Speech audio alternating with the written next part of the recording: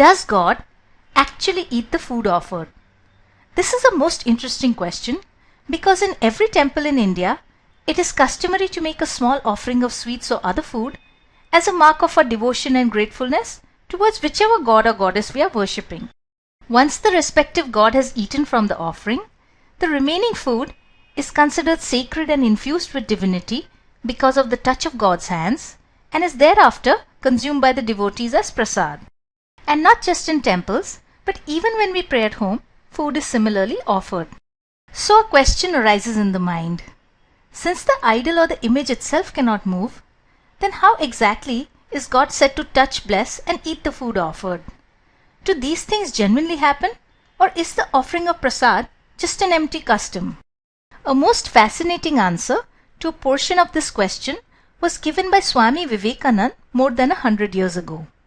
In those days, Swami Vivekananda had returned back to India from his trip west and established the monastery at Belur. In this monastery, Swami Vivekananda had built a small shrine for the daily worship of his guru Sri Ramakrishna, who long ago had left his physical body. This worship of the image of Sri Ramakrishna was carried out along with the offering of food.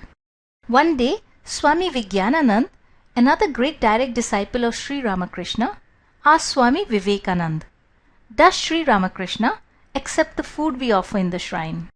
To which Swami Vivekananda replied, "Yes, he does. A ray comes out from his third eye and touches the food. If you want, I can show it to you today in the shrine."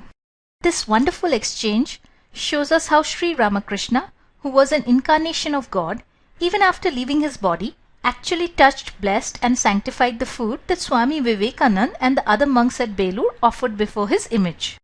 But this is not the only way in which the divine blesses the food offered.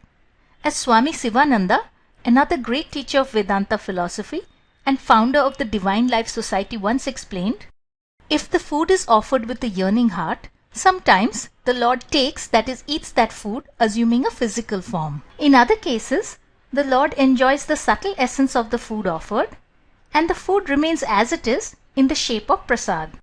Now, before we start to think that this is too far-fetched, how can God, who is the infinite divine consciousness, possibly assume a physical body? We must recall the account left by Paramhansa Yogananda in his book Autobiography of a Yogi, where he describes in terrific detail how his Guru Sri Yukteswar, some months after his death, suddenly materialized before Yogananda in a physical body, conversed with him for 2 hours and then dematerialized and vanished. This incident is presented in the chapter Resurrection of Sri Yukteswar. And this account of Paramhansa Yogananda is by no means the only one.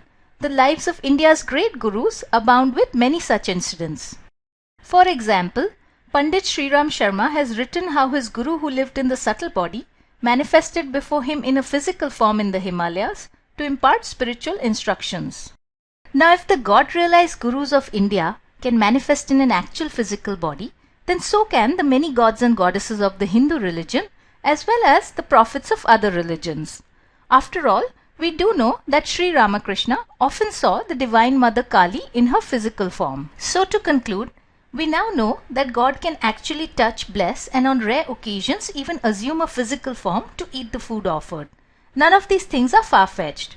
Instead, what is necessary for such events to occur is a very high degree of devotion, such as the type possessed by Swami Vivekananda, Sri Ramakrishna or Mirabai, with which to call upon the divine. Now, even after learning of this, our answer still is a little incomplete. It requires 3 important clarifications, so let us see these next. Our first clarification is concerning who actually eats and blesses the food offered. Because as we know, the idol or the image itself cannot move. And the answer to this is that the idol that we see in a temple is only a symbolic representation of God, who is in reality the infinite ocean of divine consciousness. So it is not the idol which blesses and eats the food offered, but it is the actual consciousness of the divine which is present not just in the idol, but is in reality present everywhere. It is omnipresent across the universe, which interacts with sincere devotees in this way. Thus, one need not be sitting in a temple to invoke the blessings of the Lord. One could be anywhere on earth, in India or abroad, in a city or in a cave in the Himalayas, and the Divine Presence will find and bless us just the same. All that is needed is a clean and sincere heart to call upon the Divine. The second point to note is that the material offerings of food, sweets, etc. that we make to God are in themselves completely unimportant. As Pandit Shriram Sharma has explained in his many books, God, who is the creator and sustainer of this whole universe, is not in need of our paltry material offerings. Rather, it is the purity, sincerity and honesty of our emotions that pulls at the divine consciousness. The custom of an offering is only so that worldly-minded people can develop within themselves an attitude of sharing gratefulness and compassion, and thus climb up to a higher emotional state and attain a vision of God. And finally, the last thing to remember is that God in reality is one, an infinite and undivided ocean of consciousness.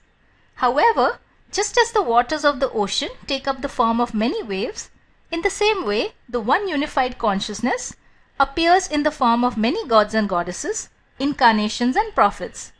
But God in reality is one, and irrespective of one's religious standing, His divine grace is available equally for all. This brings us to the end of our presentation, but before I go, I would like to recommend some wonderful books for reading. The first book, as we have already seen, is Autobiography of a Yogi.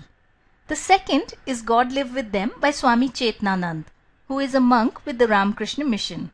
This book is a beautiful collection of spiritual incidents which occurred in the lives of the 16 monastic disciples of Sri Ramakrishna. The Swami Vivekananda incident referred in this video has been taken from this book. The third is My Life, Its Legacy and Message by Pandit Shriram Sharma.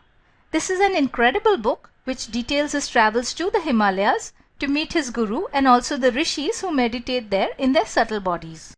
And finally, for those wishing to learn more about Hinduism, All About Hinduism by Swami Sivananda is a good book to read.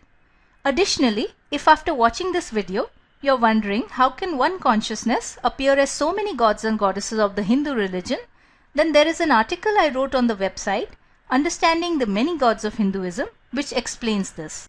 Links to this article as well as to all the free books are provided in the YouTube description box below. So happy reading, thanks for watching, and I'll see you in the next video.